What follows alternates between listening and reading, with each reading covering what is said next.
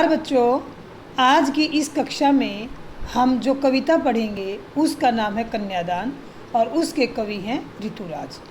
इस वीडियो में हम कवि परिचय पढ़ेंगे, कविता का सार, कविता की संपूर्ण व्याख्या और उसका काव्य सौंदर्य। तो सबसे पहले हम कवि परिचय देखते हैं। कवि ऋतुराज जी का जन्म 1940 में राजस्थान के भरतपुर में हुआ। 40 वर्षों तक अंग्रेजी साहित्य के अध्यापन के बाद सेवानिवृत्ति लेकर वे आज भी जयपुर में रह रहे हैं। उनके अब तक 8 कविता संग्रह प्रकाशित हो चुके हैं। कविता संग्रह बच्चों में बता दूं आपको, जो कवि होते हैं वो बहुत सारी कविताएं लिखते हैं और भाव साम्य वाली कविताएं या विशेष परिस्थितियों में लिखी गई कविताओं को एक पुस्तक में बांधकर उसको प्रकाशित करवाते हैं, जिसे हम कविता संग्रह कहते हैं। तो इस प्रकार उनके 8 कविता संग्रह प्रकाशित हो चुके हैं। अगर हम पुरस्कारों की बात करें तो उन्हें सोमदत्त, परिमल सम्मान, मीरा पुरस्कार, पहल सम्मान तथा बिहारी पुरस्कार मिल चुके हैं। उनकी कविताओं की विशेष बात क्या है कि उनकी कविताओं में दैनिक जीवन के अनुभव का यथार्थ है। यथार्थ यानी सच्चाई। दैनिक जीवन, हमारा जो रोज़ का जीवन है, उसका जो अनुभव है, जो समस्याएं हैं, उसकी सच्चाई इनकी कविताओं में व्याप्त है।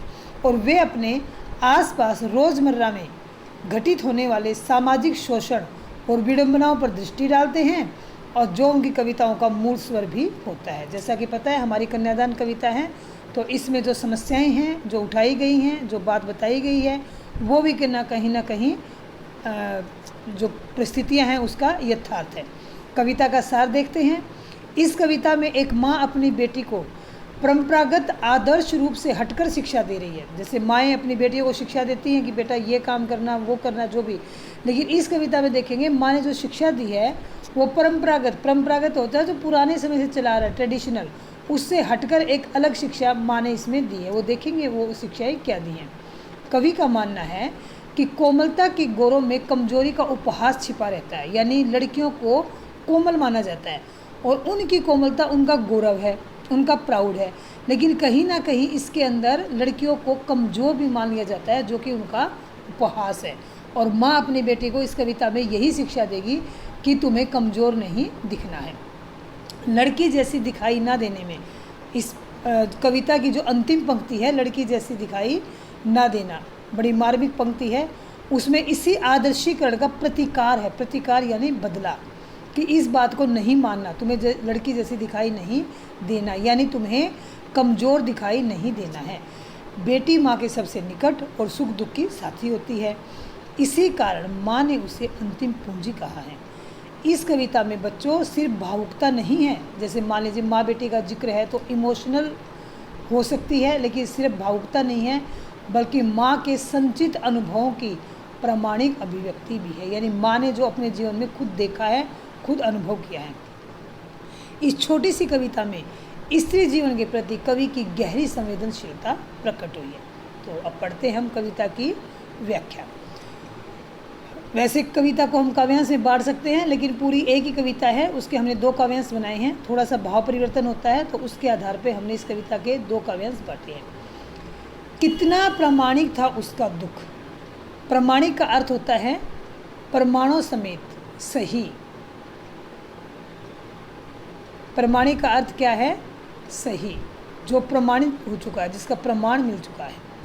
कितना प्रामाणिक था उसका दुख। यहाँ पर माँ की बात हो रही है कि माँ के बारे में हो सकता है कवि ने खुद कहीं पर ये देखा है, एक माँ को अपनी बेटी को विदा करते हुए देखा है। कहते हैं कितना प्रामाणिक था उसका दुख, लड़की को दान में देते वक्त जैसे वही उसकी अंतिम पूंजी हो।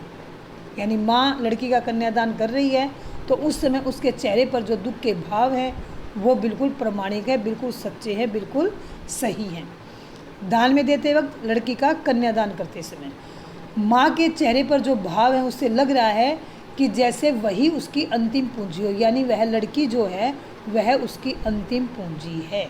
अब माँ अपनी बेटी को यहाँ पर क्या समझ रही है? अंतिम पूंजी समझ रही है कि वह उसकी अंतिम पूंजी। अंतिम पूंजी को एक दृष्टि डालते हैं, क्या मतलब है इसका? एक तो बेटी जो होती है माँ के सुख दुख की साथी होती है, उसके हर सुख दुख को वो बांटती है, उसके अकेलेपन की साथी होती है। तो इसलिए जब वो लड़की विदा होकर अपने ससुराल चली जाएगी तो माँ को लगता है कि उसका सुख दुख का साझीदार अब कोई भी नहीं है। वह उससे बहुत ज़्यादा प्रेम करती है अपनी बेटी से।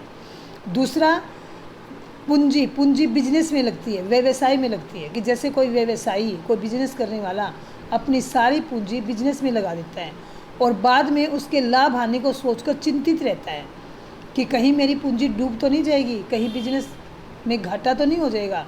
तो इसी प्रकार माँ भी अपनी बेटी के भविष्य को लेकर चिंतित है कि उसकी बेटी ससुराल में जाके कहीं कोई कष्ट तो नहीं उठाने पड़ेंगे उसे, कहीं उसको कोई अत्याचार तो नहीं सहना पड़ेगा।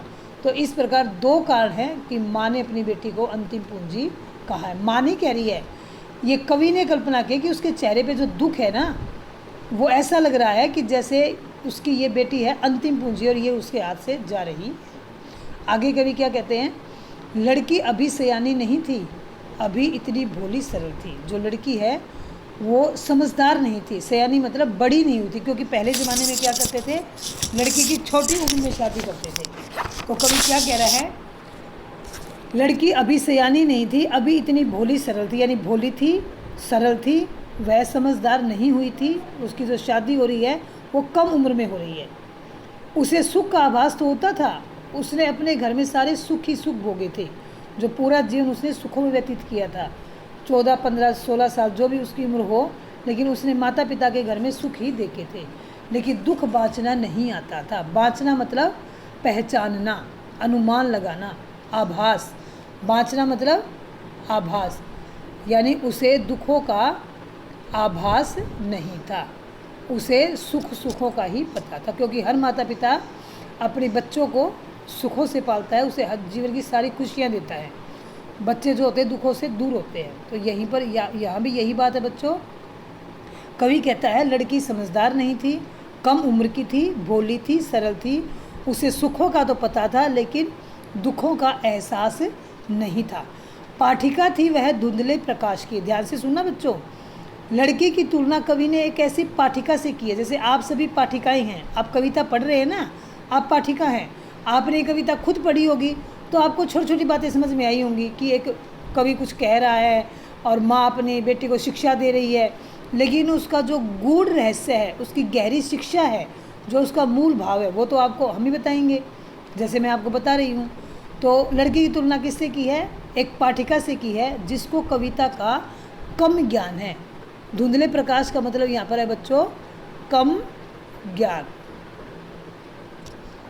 कि उसे कविता का या पढ़ने का कम ज्ञान है, कुछ तुकों और कुछ लयबद्ध पंक्तियों का। यानी कविता अगर वो पढ़ती है तो उसे बस तुकबंदी और कुछ लय वाली पंक्तियाँ ही समझ में आती हैं, उसका मूल भाव उसे समझ में नहीं आता है। अब कवि ने ऐसा क्यों कहा कि वह धुंधला प्रकाश मतलब कम ज्ञान, और कविता यहाँ पर हो गया वैवाहिक जीवन, कि उसे वैवाहिक जीवन का ज्ञान कम था, यानी उसे वैवाहिक जीवन की वास्तविक समस्याओं का अंदाज़ा नहीं था।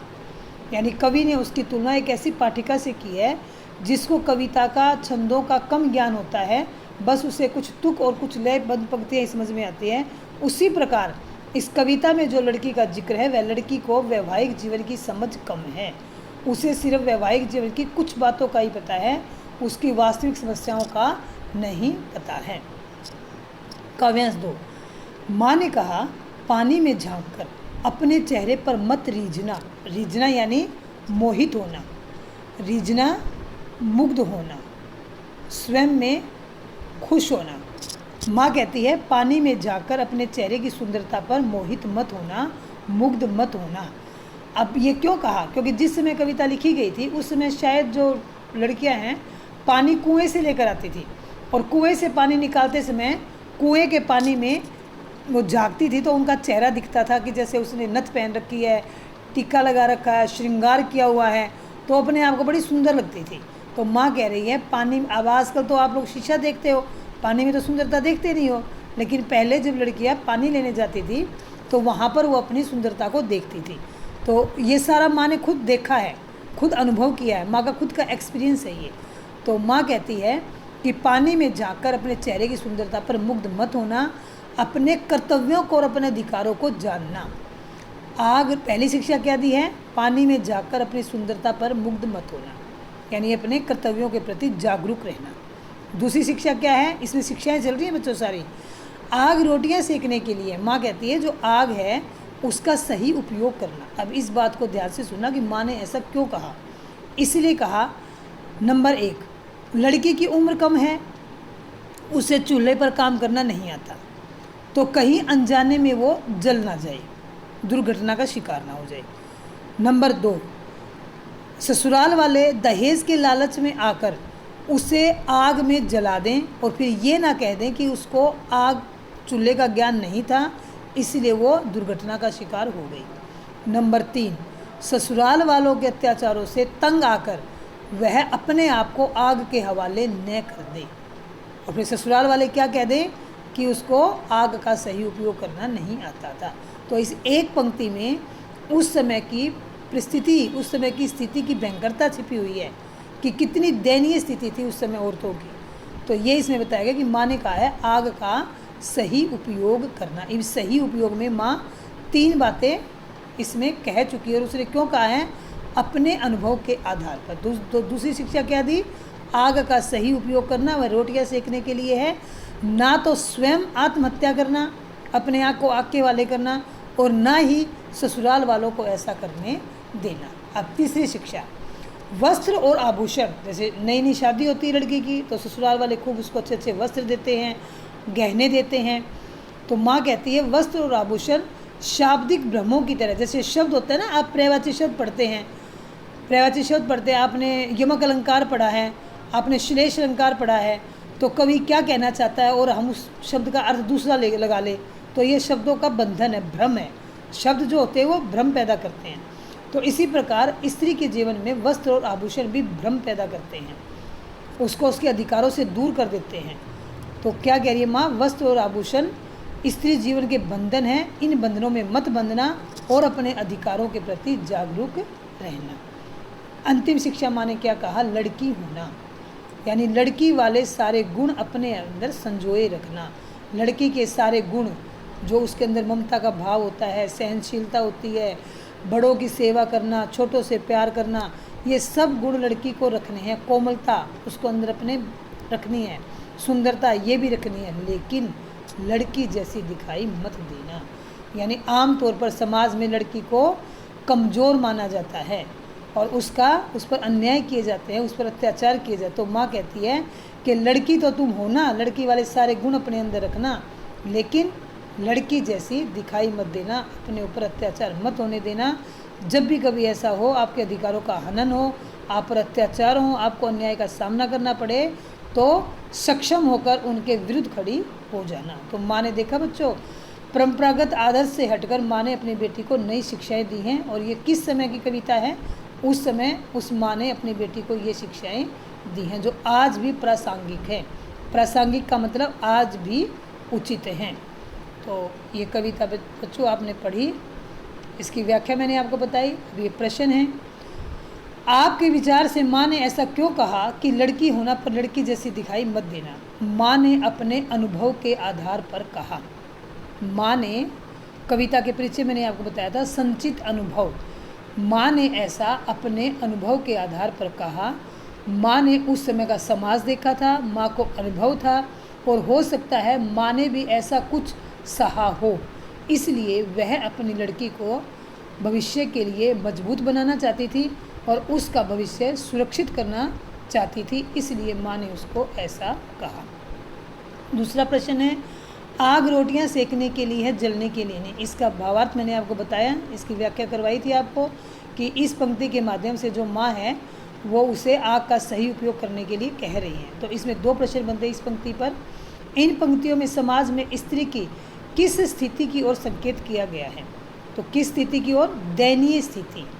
इन पंक्तियों में समाज में स्त्री की दयनीय स्थिति की ओर संकेत किया गया है कि एक तो उसकी कम उम्र में शादी कर दी जाती थी, उसको शिक्षित नहीं करते थे और फिर उसे कम दहेज लाने के कारण उसको आग के हवाले कर दिया जाता था। यानी दहेज प्रथा जैसी बुराई और लड़की को जिंदा जलाने जैसी बुरी प्रथा, इसकी तरफ संकेत किया गया, यानी समाज की दयनीय स्थिति। माँ ने बेटी को सचेत करना क्यों जरूरी समझा। इसमें वही आएगा कि माँ को अपना अनुभव था अपने जीवन का और माँ नहीं चाहती थी कि उसकी बेटी को वह सब कुछ सहना पड़े जो उस समय में समाज में और लड़कियां सहन कर रही थी, या कहीं ना कहीं माँ ने भी सहन किया था। तो माँ अपनी बेटी का भविष्य सुरक्षित करना चाहती थी, उसे अधिकारों को समझाना चाहती थी, कर्तव्यों के बारे में जागरूक करना चाहती थी, और उसके साथ कोई अन्याय न हो, उस पर कोई अत्याचार ना हो, इसलिए माँ ने बेटी को सचेत करना जरूरी समझा। क्यों? क्योंकि उस समय दहेज के लालची लोग लड़की को आग के हवाले कर देते थे, और कह क्या देते थे कि उसको आग जलानी नहीं आती थी, चूल्हे पर काम करना नहीं आता था, और वह किसी दुर्घटना का शिकार हो गई। तीसरा प्रश्न है, पाठिका थी वह धुंधले प्रकाश की, कुछ तुकों और कुछ लयबद्ध पंक्तियों की। इन पंक्तियों को पढ़कर लड़की की जो छवि आपके सामने उभर कर आ रही है उसे लिखना है। तो इस पंक्तियों से क्या लग रहा है कि लड़की को वैवाहिक जीवन की समस्याओं का ज्ञान नहीं है, उसे सिर्फ सुखों का पता है, उसे दुखों का आभास मात्र तक नहीं है, कम उम्र की है और भोली व नादान है। ऐसी छवि उभर कर उस लड़की के सामने आई है। माँ को अपनी बेटी अंतिम पूंजी क्यों लग रही थी? शुरू में हम इस पर चर्चा कर चुके हैं कि बेटी जो होती है वो माँ की सुख दुख की साथी होती है, और बेटी के विवाह के बाद माँ को लगता है कि उसके सुख दुख बांटने वाला अब कोई भी नहीं है, इसलिए माँ को अपनी बेटी अंतिम पूंजी लग रही थी। माँ ने बेटी को क्या क्या शिक्षाएं दी? जो दूसरा काव्यांश है उसे बड़े अच्छे तरीके से मैंने आपको बताया है। शिक्षाएं क्या दी? अपने सुंदरता पर मुग्ध मत होना, कर्तव्यों के प्रति जागरूक रहना, आग का सही उपयोग करना, ना तो खुद आत्महत्या करना और ना दूसरों को आग में जलाने का मौका देना, अपने आप को सबल बनाए रखना। और क्या था इसमें? वस्त्र और आभूषणों के बंधन में मत बंधना, अपने अधिकारों का हनन मत होने देना, और लड़की होना लड़की जैसी दिखाई मत देना। लड़की के कोमलता वाले गुण तो अपने अंदर रखना, ममता, प्रेम, सहनशीलता, लेकिन आमतौर पर लड़की को कमज़ोर माना जाता है, तो कमज़ोर बनकर समाज के सामने अपना रूप मत दिखाना, सबल रहना, सक्षम रहना। तो बच्चों, ये थे आपके प्रश्न अभ्यास। अगली वीडियो में इसके जो अतिरिक्त प्रश्न आएंगे या काव्यांश पर आधारित, क्योंकि आपके पेपर में एक काव्यांश आएगा पढ़ी हुई कविताओं में से, और उस पर 2-2 नंबर के 3 क्वेश्चन आएंगे। तो अगली वीडियो में अब आपके लिए ऐसे काव्यांश लेकर ही हम आएंगे और उन काव्यांश पर आधारित प्रश्नों का आपको अभ्यास करवाएंगे। तो इस वीडियो को लाइक कीजिए, शेयर कीजिए और सब्सक्राइब कीजिए। अगली वीडियो के साथ हम जल्द ही हाजिर